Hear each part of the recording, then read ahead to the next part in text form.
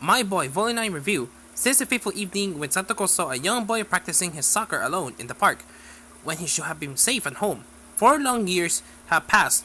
Mashu, the solitary boy, has benefited from her support mentorship. Even during their unlikely friendship lead to her being sent back to Sendai by her boss after a series of unfortunate misunderstandings with Mashu's widower father. Even during Satoko has agonized over being accused of meddling in the family's affairs, she also doesn't regret getting to know Mashu one jot. Perhaps she's secretly identified with him too. After all, she is also the eldest in her family, with 2 siblings, the one who was to behave responsibly and endure the criticisms of an overbearing parent. Yet now, but both Satoko and Mashu are in sunnier times, putting the anguish and guilt on Satoko's part behind them and able to bask in the warmth of their mutual friendship. Mashu's father is still grumpy and critical, but his elder son has learned ways to humor him. Satoko has become far more self-accepting, able to distance herself from her mother's critical attitudes and be her own person.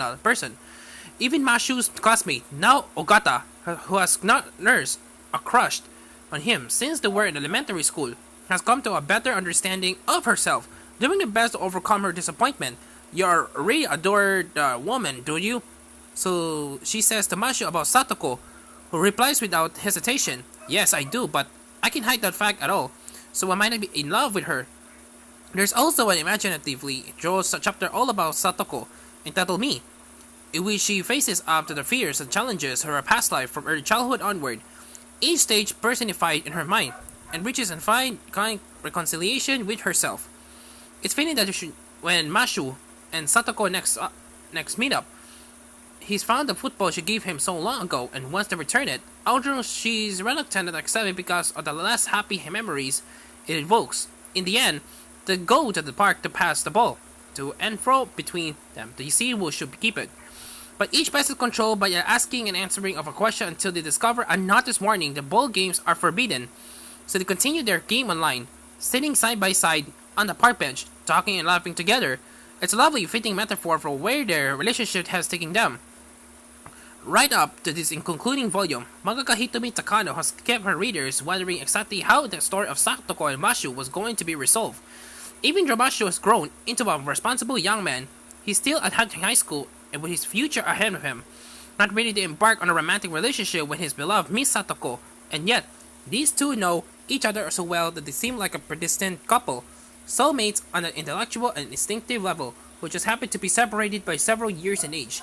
Little glimpses of domestic life and Mashu's home show us how helpful and sensible he's become, uncomplainingly aiding his grandma with cooking, washing and shopping, gently admonishing his father, who's not much used a domestic task, while his younger brother Ryuichi plays the rebel and makes their father fret.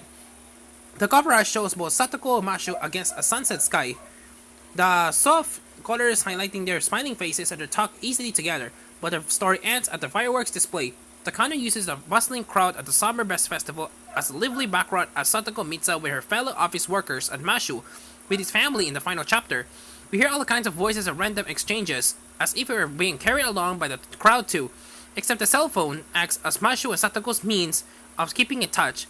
There, they are apart and yet together, a sense that it's meant to convey to us that, whatever happens, they'll always be together in spirit. It's a chapter titled To Be Continued, something of a letter clause on the part of the mangaka. Perhaps it's more of a graceful stepping aside rather than an abdiction of duty to provide more of a finite resolution that this life goes in conclusion. It was always going to be difficult to resolve this story, with Mashu still in high school without raising issues of a very different nature. So it remains a marriage of true mind story. However, it's impossible not to feel that My Boy has deviated from the edgier implications in earlier volumes and play things in a very societally acceptable way. And some readers are going to be disappointed by the choices the mangaka has taken. The translation of Vertical Comics Kodansha is by Kumar Siddhasu Brahmayan, who delivers a very readable version as before. Kudos also the unnamed letterer for doing a great job from phone screen text to inner monologues and meaningful exchanges. And also, My Boy brings its main character to a place of resolution for which it's implied they can move forward in a positive and life-enhancing way. This was maybe not the ending we were hoping for. Its open-ended final chapters implied the possibility of a sequel. However, at present, Hitomi Takano is writing a josei manga not yet available in translation, with the intriguing title Gene Bride. So I don't envisage it happening anytime soon. 8 over 10.